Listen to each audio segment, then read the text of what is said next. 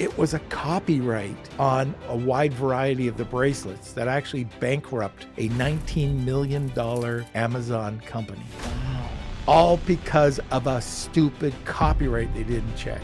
There are brands and there are people out there who are reporting people just to get them shut down. How can you prevent that from happening? The most important thing is anytime you get a notification from Amazon, take it seriously because they are the people who can turn off and on the lights. Selling on Amazon is more than just listing products. It's a minefield of policies, authenticity checks, and compliance traps. One misstep and you could lose trust, face penalties, and even risk your entire account. In this episode, we're breaking down how to protect your business from avoiding authenticity complaints to staying ahead of regulations and policy violations. So let's get into these strategies that every seller needs to know.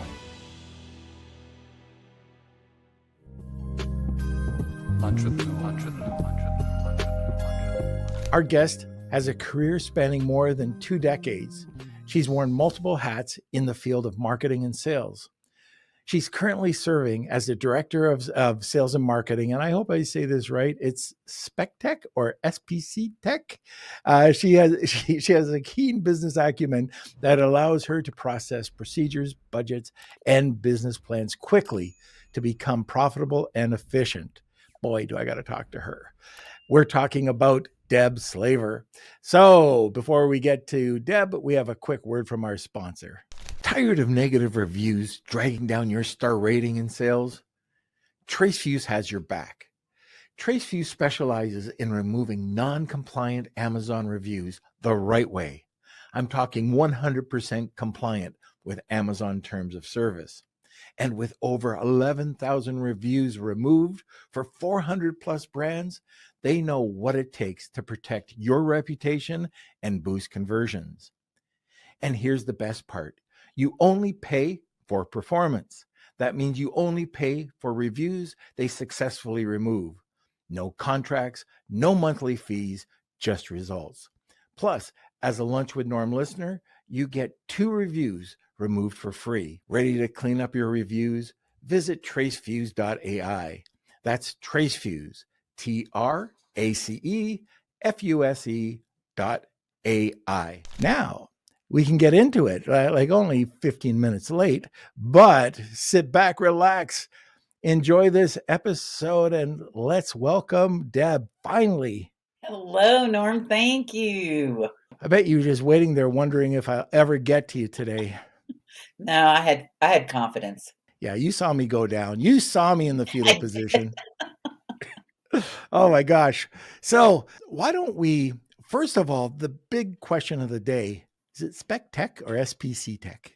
SPC Tech. Okay, I got it, right. One of the two were right. So tell us a little bit about SPC Tech before we get into anything. Sure, absolutely. So we're a full service agency and we have partnerships with Amazon, Walmart, TikTok Shop. We also have our own marketing and graphics department. So if you're looking for images to be updated, or we can do anything a la carte with images and listings, or you can do monthly memberships and stuff like that. But we're into the e-commerce business for almost 13 years now. Wow. Okay. So you're in it about as long as I've been in it. So very good. Yeah. So one of the things that I'm curious about, and we hear a lot about, are counterfeit product, or how does a seller really ensure the authenticity of their product? So can we talk about that for a bit? Loving this episode? Sharing is caring. Don't forget to share this episode and give us a review. Yeah, I think that, everybody always says your success on Amazon depends a lot upon the product. And that's a good statement. You can have a poorly listed product, but if it's a great product, it's still going to sell. It's still going to have a demand. The problem that we're seeing right now with Amazon is really making sure that the people who are selling things have the rights to sell them. So you have to be smart about who you source your products with, wholesalers, distributors, or manufacturers. You need to make sure that they're reputable and that they have the documentation that you might need, like invoices or even letters of authorization. Extremely important.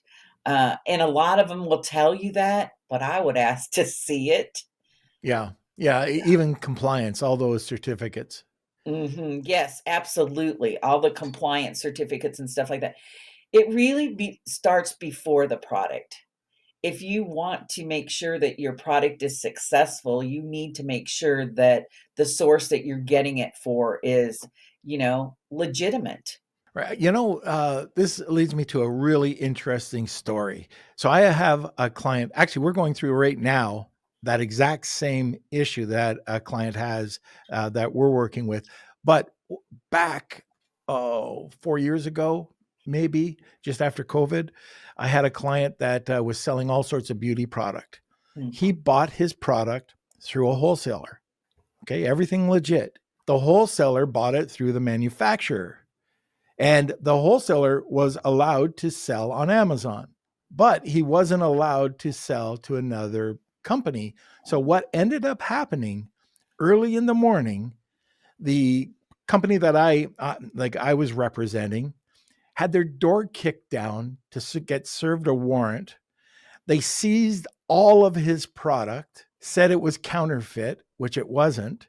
Right. He had no clue that he was doing something wrong.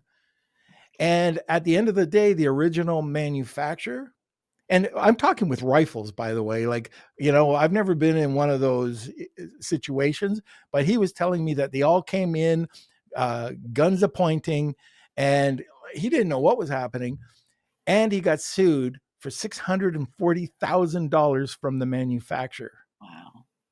Yeah. Now there was um like that's not what he had to pay, but the amount was not disclosed. But that's what happened trying to do it the right way. Yeah. Yeah. There's so many different like I don't think you can turn on the computer anymore that you don't see some type of ad where somebody's going to get you a product that earns $10,000 a day Oh gosh. type stuff, and the legitimate agencies are all like, yeah, it's not that easy. I mean, you might find one, but you're probably not going to.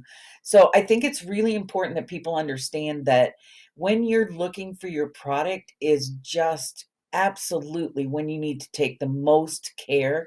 It's the same thing I tell people when they're looking at samples, look, let the sample take as long as you want in the sample phase, because ultimately the product that you're going to sell has to be approved. And if you don't like the first one you get, you don't like the quality, then you just tell them, I don't like the quality, but you need to make sure that when you get that notification from Amazon about counterfeit or inauthentic product and stuff, you kind of get your heart into your throat for a moment, because you sometimes don't know what you don't know until somebody tells you that you don't know it. Yeah. Yeah. And it can happen at any time. Now I know Elena Saris, she's been on the podcast a few times. She ended up, every time there was a holiday, she ended up with some sort of infringement like this that we're talking about today. We're just black hat techniques to kick her off, make her prove that she had an authentic product. And then it would happen usually 15 days after the holiday, and it happened twice to her, and she lost a ton of money. Yeah. And I'm not talking just in sales, but she got stuck with a ton of inventory. How can you prevent that from happening? Well, so the first thing that I usually tell people is that if you get any kind of a notification from Amazon, you need to pay attention to it. I am amazed at how many people come to us and their account has been deactivated, and they start showing you the notices, and you say, "Well, what did you do here?" Well, we didn't do anything. We didn't know what to do. We didn't really understand it. Amazon, sometimes their emails are a little cryptic, Yeah. because when they say counterfeit, the product is legitimate. It wasn't like somebody selling you a Nike that wasn't a Nike, right? And so you don't pay any attention to it because you think counterfeit. I'm not doing anything counterfeit. But the most important thing is anytime you get a notification from Amazon, take it seriously, because they are the people who can turn off and on the lights. Yeah, we again, I'm going to go back to this week. We were talking to a prospect, and we saw these problems that they were having. And so rather than me do it, I just went, Vanessa Hung, help me. She's the expert. I'm going to pay, and I'll pay. It's going to be a lot more expensive than doing it myself. But guess what? Mm. She is going to get it done. Yeah. And I know it's going to be done correctly.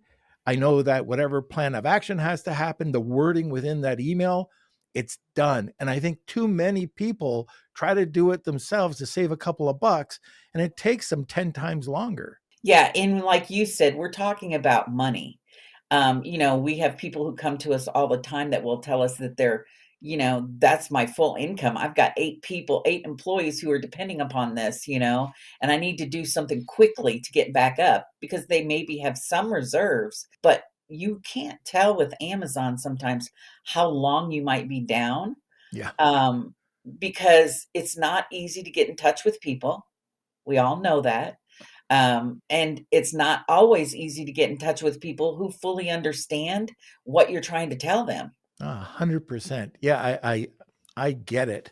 And well, why don't we go a step back? Are there any things you can do even in sourcing, like a sourcing strategy that you can do as a seller to help minimize that inauthentic risk? Still worried about your Amazon account health? Well, check out John Cavendish's new episode right here about suspensions, compliance, and more. Well, again, like I said, the first thing I would want to do is if it's got a brand name on it, if you're selling any kind of a brand and it's got a brand name on it, you need to see something that either authorizes that person who's selling it to you, like the story you told us just a moment ago, where he didn't know that they didn't have could sell to somebody else, right? They were authorized to sell it, but they weren't authorized to sell to somebody else to sell it, right? So the first thing I would always do with any sourcing thing is if you're looking at something and you're going to do, just a white label, you're going to buy a generic product out there, everything has a brand on it. Does that manufacturer have the right to sell you that brand? And can they prove it to you? Okay. I think we just sometimes don't pay attention to the small or little things. The other thing is you can't mislead your customers to claim that you have a brand affiliation if you're not authorized. Mm-hmm. And so that doesn't mean just the product. That means product descriptions, images, titles. If they've got an online and you think, oh, I'll just take all the photos off of their website. Well, that now falls into IP infringements. And if they see their photos on there, they can report you. And just like you were talking about earlier, look, there are brands and there are people out there who are reporting people just to get them shut down. Maybe they're doing it strategically at a specific time, but there are people who are paying attention to their brand and the affiliation out there. So check to make sure that that source is actually authorized to sell to you, and check to make sure that they are authorized to. I had a client who came to me who had a letter that was typed up that said, I give permission to, and they were like one of these people who buy pallets. Okay. So they were buying pallets and then they were distributing to people for arbitrage and stuff like that. And they gave him a letter that said, I give you permission to use any images for the product. But they didn't know what product they were even talking about. There's no way that they could be selling Nike. hundreds of different brands exactly and say, I give you authorization. I don't want you to tell me you give me authorization. I want to see the letter to you that says you have authorization. One of the things we learned early on, especially with all the emails that we were just getting hit with back in the day, is we just ended up working through risk evaluation. So we work with Teamwork, and within Teamwork, you have a notepad, and you can open up multiple notepads. And what we decided to do was, if it happened once, or if it could happen, anything major, we took project managers and what should we do? What is our plan of attack if this were to happen? So whether it would be me or one of the team leads or project managers, they could handle it, or we would at least have an idea of how to handle it. And I think that's really important. And this is one of those cases where, you get that email. What do you do? Well, first of all, you're going to sit there, fall off your chair, go into the fetal position. Then when you get up, what do you do? And if you have that notebook prepared, that risk evaluation already done, at least you can get started and you know what to do. So, and if you don't know what to do, like let's say you're putting together that notepad, dig into the groups, dig in. Like we've got a really great WhatsApp group. These are places where you can ask about that and, work with a mastermind of some sort. Yes. Ask the questions. So at least you understand the process. And I still, it's hilarious when you think of some, and I've seen some of the plans of action that people start screaming at Amazon, and you think, you're going to get that done that way, huh? It's not going to happen.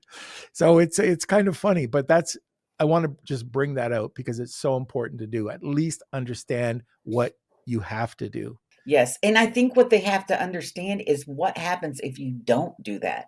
Yeah. Because you're not only risking just getting, like you said there, somebody kicking down your door and suing you for the money, you're risking your account. It's not just that listing. It's not the listing that might be affected, but it could be your whole account. It's negative, it makes a negative impact on your health rating. It might restrict some of your selling privileges. You might not be able to list certain products anymore and stuff like that. They can take it away. And there's financial. So here's the thing, and this is something that always kind of makes you go, like they would say back in the 80s, right? If Amazon believes you have a counterfeit product, they will keep if you're doing FBA, they're going to keep all of that product and they're going to keep any funds that you have Yeah. in They'll seize them. disbursement. Yeah. So you're not getting, because we have people who come to us all the time say, look, I have $150,000 in inventory and I have $30,000 in, disbursements. And if we don't get it reinstated, Amazon's not giving it back to you. It's in those terms and conditions that you sign that you're going to pay attention to what they tell you have to do. I sometimes wonder how much of their net worth is actually from disbursements that they just didn't pay. Yeah, probably a huge amount. Yeah. Uh, so, for the listeners, if you've ever had any of these nightmares happen, let us know in the comments section. I'd love to hear about the issue, and then how did you get out of it. So just throw any, and also don't forget about the questions. If you have any questions, just let us know. Now let's talk a little bit about best practices. Like, so what are some of the best practices for storing and packaging products to help minimize the risk of damage during shipping? I'm kind of curious about that. Don't forget to subscribe right now and join us every Wednesday at noon Eastern Standard Time for our live recording of the Lunch with Norm podcast. And don't forget that you have a chance to win big with our weekly giveaways. The one thing that you want to make sure that you do is ask before it's shipped, ask about what the detail of the packaging is, what the weights are, what the dimensions are, because I've seen before where a small product is placed in a huge box and then it's shipped to FBA and you're paying for that space on their shelves, where if you had asked ahead of time, asked the supplier, and this is where it's really important that you start to create a relationship with your supplier. Let them know you're not a pushover. I'm going to ask these types of things. It's my business, and I want to make sure that I understand it fully and stuff like that. But one of the things I always tell people to do too is make sure that the brand boxing or whatever it is actually the same as what you're going to picture on Amazon, because this has happened to people before too, where they're doing another fulfillment of the same product that they had, but the packaging changed. So now it gets to Amazon and they didn't see it because it went straight from the manufacturer to Amazon. And people start receiving it and start making complaints that they didn't get what they paid for. And all it was a change in the packaging. I've had that happen to a client. Yeah, you absolutely have to make sure that each shipment, not just the first shipment, but each shipment that somebody's taking a photo and sending it to you and saying, is this the packaging? Because you can put into your listings that, packaging may vary. You can do that kind of stuff. What you don't want to do is wait until after you have those customer complaints, that they think that it's not real and stuff like that. So, and the other thing I think is really a best practice is to really keep good records. Maintain your records. Keep copies of your invoices, your receipts, any authorization letter. I even tell people to print off emails. If you've got a good filing system, put your email in there because it'll have the date. If I need to go back and take a screenshot and send it to Amazon, you would be surprised at how many times we've been able to help people based upon conversations that they had. Look, this wasn't a deliberate on our part. We thought we asked all the right questions, and you can see we got answers that would have complied with your, and so we have to change the way we do things. But remember, especially if you're doing a plan of action or something like that for, Amazon, is that you have to acknowledge it, but you have to tell them what you're going to do differently in the future. About notes, one of the things that I like doing, so I have a Mac and I use Mac Notes. I started using Mac Notes about 3 or 4 years ago, and I was just making notes. But now it is one of the main apps that I use to just to store information. I've got tons of information in there, but one of the ways that I control it is with hashtags. So I go in there and I'll do hashtag whatever, or multiple hashtags. And it's incredible the information that you can store in there, links that you can store, Yeah. just snippets of links that you can store, everything. When I travel, just to get off topic, all my travel documents go in there and it's just view as an icon. But then when I get to the airport, if I need anything, I could just go there, show them if any issues come up, hotel reservations, it's all there. So, yeah, accurate notes, accurate record keeping is very important. But even just for a business, as being a business person, you need to have accurate records, whether that's accounting or SOP processes that help you streamline things. This is all part of being a good seller and a good entrepreneur. Yeah, I think it's, the corporate entities and the brands that are really well established, they have their processes in place. Where it really comes into play is if you're just starting a new product or you're just launching a new brand or something like that, you're not as careful.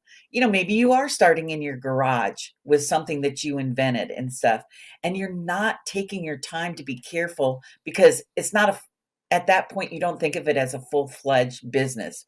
You don't even know if it's really gonna go, right? But from the moment you say, "I'm gonna get on Amazon," you have to recognize you are in business now with Amazon. Yeah, you're an entrepreneur. Yes, and so you need to act like that, and if that's not your expertise and stuff like that, then that may be the first hire that you make, is somebody who can make sure that you're keeping all the things that you need to keep, because I'm telling you that this stuff does help you later if you get one of those emails that knocks you off your chair. Yeah. And just making sure that even if you are doing, let's say, accounting, that you have an accountant that knows something about Amazon Mhm. or e-commerce. Yeah, I've seen, like I was looking at one of our clients, and they've done the last 3 or 4 years just as cash rather than accrual accounting. And they have tons of inventory. What the heck? Why yeah. are you doing cash? The person just, and I've seen it not once, but multiple times. And I just don't understand. So let's see. It's around the bottom of the hour because we started late, usually at the bottom of the hour, just like today. We do something different when it comes to the top of the hour. It's called the Wheel of Kelsey. And that's when our guest provides a prize of some sort. So, Deb, what do we have today for our listeners? Yeah, so SPC Tech is going to give you a free Amazon audit. Now, if you decide you want that in a different marketplace, we can certainly do that as well. But here's what I want to tell you. It could be a listings audit, it could be a PPC audit. Whatever you decide that you want audited, whatever aspect of that you want audited, you just let us know. We're going to do what you need. And so I would just say to make sure that you get entered into the drawing because we would love to help you know your business a little bit better. Very good. Okay, so let's go to a sponsor and we'll come right back. Hey, Amazon sellers, are you leaving money on the table with Amazon? Well, TrueOps is here to help you reclaim every last cent you're owed. Over 1,400 brands have already recouped millions with TrueOps cutting edge technology. Finding reimbursements others may have missed. And guess what? You only pay 10% commission, no more overpaying the industry standard of 25%. Plus, the first $1,000 in reimbursements is free to you. Here's the best part.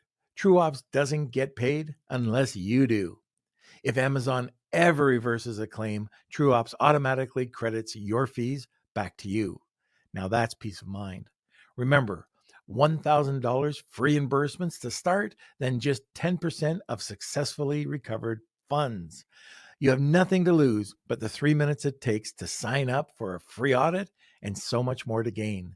Sign up with the link in the description and start reclaiming what's rightfully yours. All right, we are back. Now, we were touching on plans of action earlier on, but let's get a little bit deeper into it. So, what steps can sellers take when they're putting in a complaint regarding any product authenticity? The first thing I know, sometimes it gets real emotional for people and they just want to just start firing back right away with something. But I always tell people just breathe deeply. Let's take a moment and really look at what the email is saying to you. Make sure that you understand and grasp fully what is the root, what happened, okay? And I tell people take your emotion out of anything that you send to Amazon. First of all, it may be looked at by an AI bot who doesn't understand or get your emotion at all, you know? You may be a disabled veteran, but that may not mean anything to the person who's looking at your plan of action. And so be very precise in what you do. If it's about a customer complaint, express your empathy or apologize for the customer's concern or any inconvenience that may have happened, even if you believe the product is genuine. Okay. Even if you know that the source that you got it from this isn't, now make sure that you understand if the customer has specific details about why they believe it's not for instance, like the packaging changing, okay? And somebody complained because the packaging wasn't the same. Then now I understand there was a packaging change, but it's the same product. And now I can address that, right? So make sure you understand the nature of the complaint fully. And then you're going to start to verify any order details that you have, any invoice is easy for me to say, right? Um, but double checking the legitimacy of your supplier, distributor, all of that type of thing. Maybe you have to order one yourself and get it shipped to you just so you can physically examine it. But when you determine what you want to do, if you're doing this for a customer, you're going to offer resolutions, okay, based on your investigation. Tell them they can have a full refund, a replacement with a verified authentic product, or assist them in returning it. But always, if you have proof, you can offer that to them too. Again, you just need to be very careful in how you do that. And that is one of the things I like about AI now.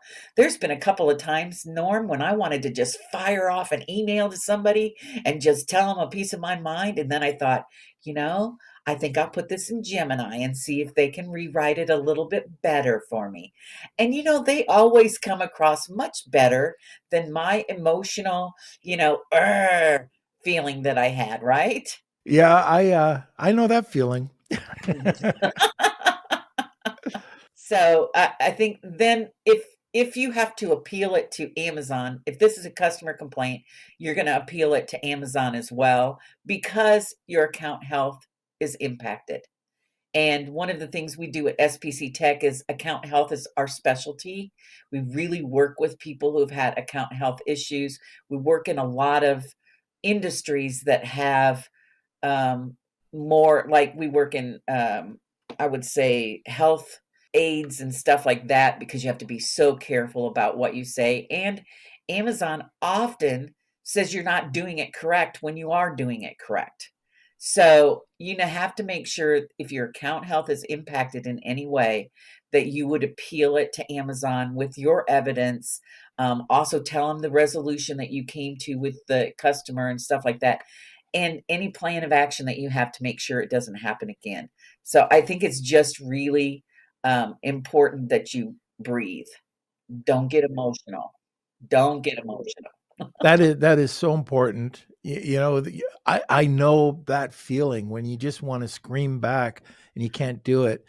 And using ChatGPT or using any of the LLMs works fantastic.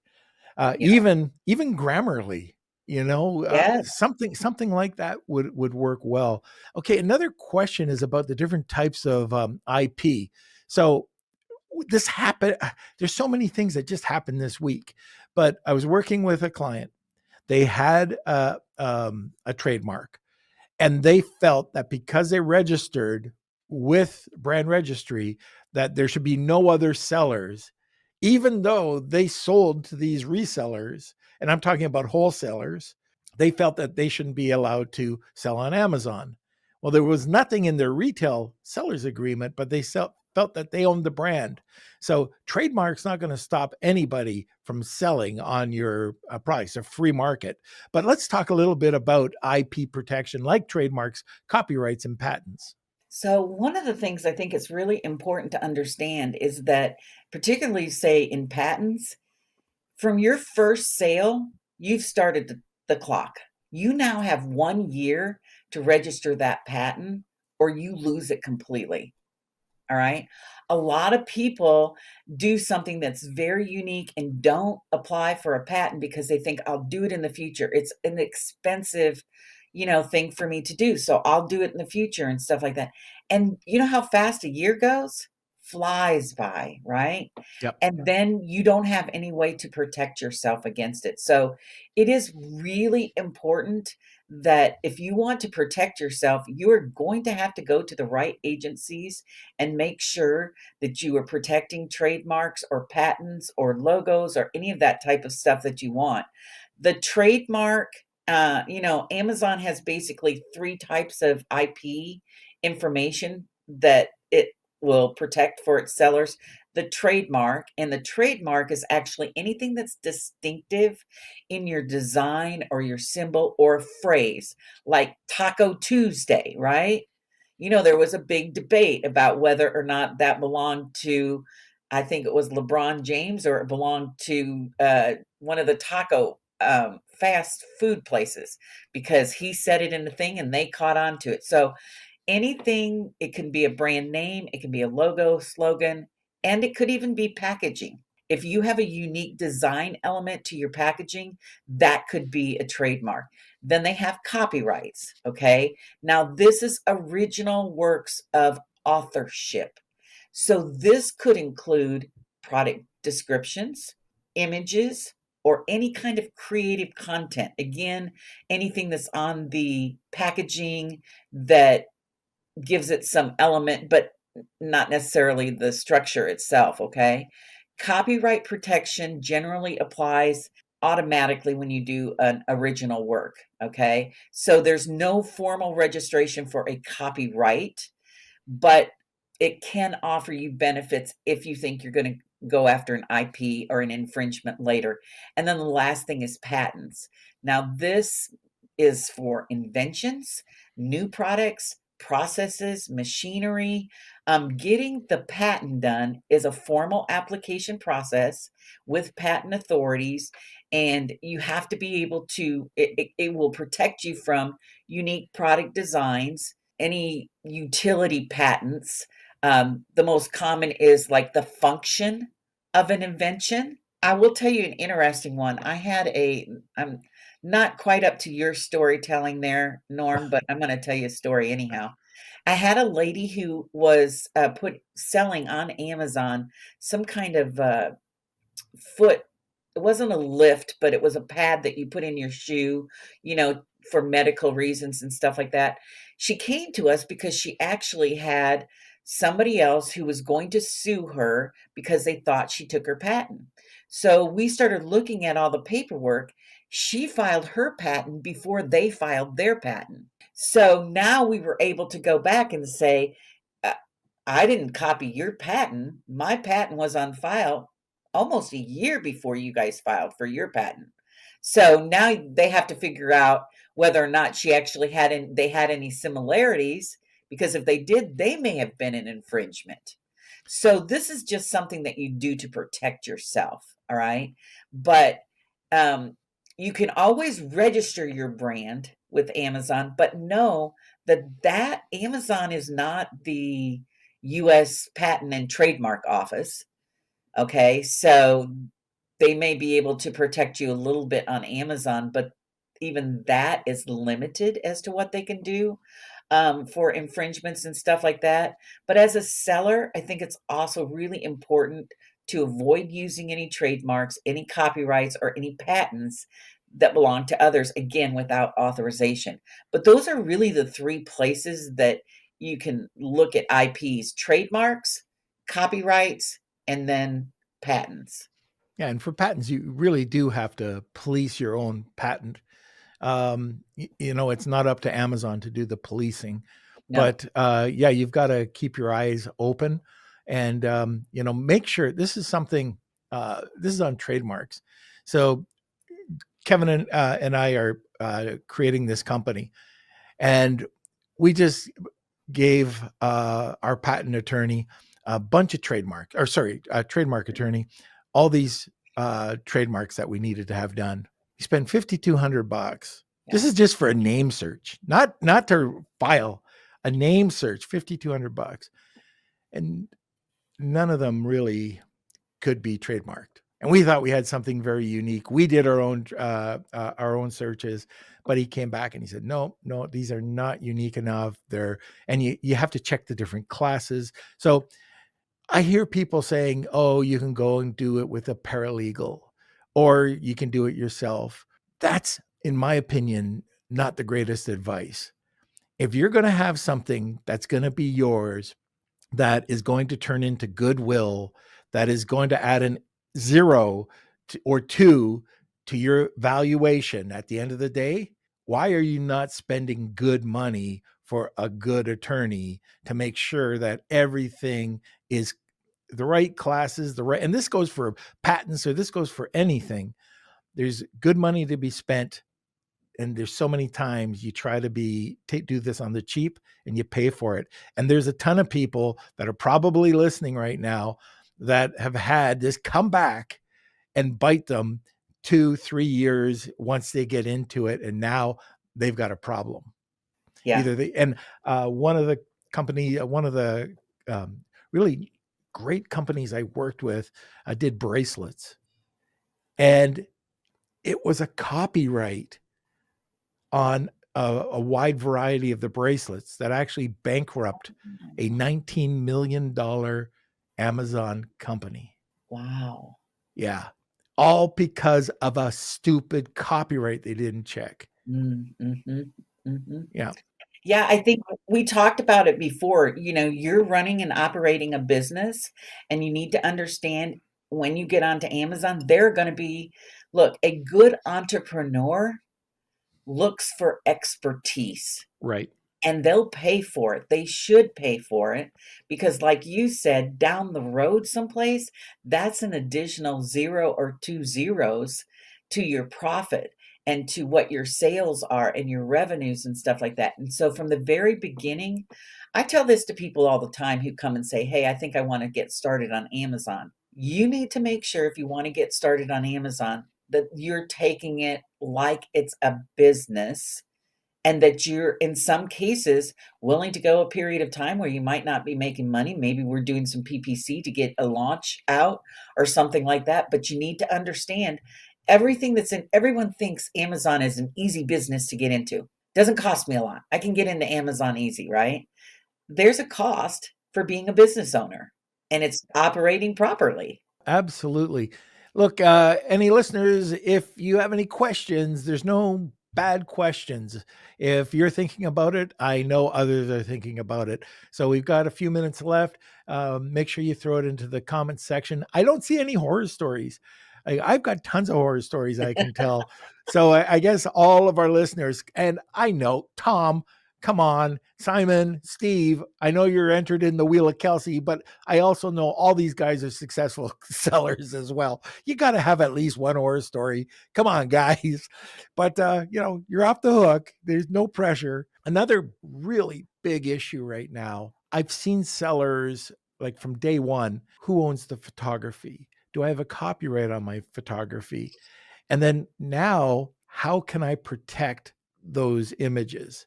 And that's a tough one. Yeah, that is. Owning those images on Amazon, you really don't. From my understanding, other sellers, they jump your listing and they can use those images. No problem. When they jump the listing like that, it's so much different than if they're just taking those pictures and trying to get it under a different ASIN. If you're trying to sell somebody's stuff under a different ASIN and not mention their name, but it's clearly identified on the packaging and stuff like that, you're still doing, trademark violations and stuff like that. And now that AI is getting smart enough to read everything that's on your photography and stuff like that, you're running more risks of, getting caught, because those little AI bots are everywhere. That is a whole other topic and question, because now you might think you have the perfect picture on your deck and you think it's representing the look, the feel, the brand, but when you put it through any of these AI checkers and you find out that it's not even anything like what you think it says, what AI is reading in this image, you might have to add something. You might have to take something away. You might have to replace the background because it's just not picking it up. But I think this is one of those keys to 2025 AI listing optimization, is making sure your photographs get read properly by AI. Yeah, absolutely. I think 2025, we're going to see a lot of stuff play out with Rufus and, all of this type of stuff. Everybody's kind of like wanting to see how it's going to work and stuff like that. I think there can be some real advantages to AI, but I also think that there should be some cautionary tales about AI. And I think Tom has said here in his questions that he's looking for an Amazon seller case management solution. We do everything through Seller Central. We have our own we have our own project management that software that we use, but it's really just to manage the cases and make sure that we're using all of the different philosophies that we can on them and stuff. So I don't know. Tom, maybe this is where you need to invent something. There we go. Now, Tom, have you checked out Seller Candy? Seller Candy has a subscription based format, and I'm sure you probably know of them. And I know we have a discount code if you're interested in this, but they've been on the podcast 2 or 3 times, and they take over that customer support, opening cases, closing cases. That might be something to look for. So I know you're a large seller, and it might be something that would be very beneficial for you. And I do know, and I'm trying to think of the company. I'll do some thinking. I do think once in a while after the podcast. There is something that I know of that doesn't automatically open and close, but it's another company similar to Seller Candy. But anyways, Seller Candy, I can also highly recommend working with Vanessa Hung on this. She's excellent at doing this. So the one Seller Candy's subscription based, but Vanessa can do it just one-offs. So if you need Vanessa's information, Tom, just hit me up after the podcast and I'll get you her information. I'm working with her right now. Okay, so anything else that you would like to talk about? Well, I was gonna talk a little bit about IP complaints if you get one from Okay. Amazon. Yep. Some of the things that I think you can do for IP complaints, again, a lot of times when you get one, you think, "Oh, this is somebody who's just trying to sabotage my business." You've gotta take that emotional out, okay? Just review the complaint and evaluate. Now, you know, are they objecting to the title? Are they objecting to the image? What are they objecting to? Just like you said, the AI might make us rethink how we do some of those and stuff. So we need to determine if we used an image or something like that. If we did, then we have to acknowledge it, that we use it without permission, and then take it down promptly to stop from infringing them. And if you do that, Amazon will recognize. So the seller can actually draft kind of a polite, and again, I do recommend using one of your AI tools to make a polite message. I have to tell it all the time, make this customer centric or polite. To acknowledge a mistake and just apologize for any inconvenience, then give them your commitment that you'll respect those IP rights in the future, because your goal is to get the retraction of the complaint from the rightful owner. So the way that you approach them makes all the difference in the world, because look, most of us have done things like that we didn't realize, we didn't know. And if you frame it correctly, then now you can't keep going back to them and doing this time after time after time. But at least with that particular person who gave it to you, you can see if you can get a retraction of the complaint. And then if you get the retraction, Amazon accepts your appeal, accepts your plan of action, all of that type of stuff. But a lot of it has to do with how you approach them. Right. Okay. So I think that pretty much wraps up the podcast today. We're going to be going over to the Wheel of Kelsey, but before we do that, Deb, what or how can people get a hold of you? Okay, well, my email address is 4 letters, DEBI at spctek.com if you want to just drop me an email. Otherwise, we do have a website, spctek.com. Again, it's spctek.com. And there's all kinds of, contact us forms that you can fill out there. Or if you want to find out more about what we do, we'd love to talk to you. Sure. Now, Tom, I'm just reading the comments. It says one more. Do you have one more question? And if so, just throw it in the comment section.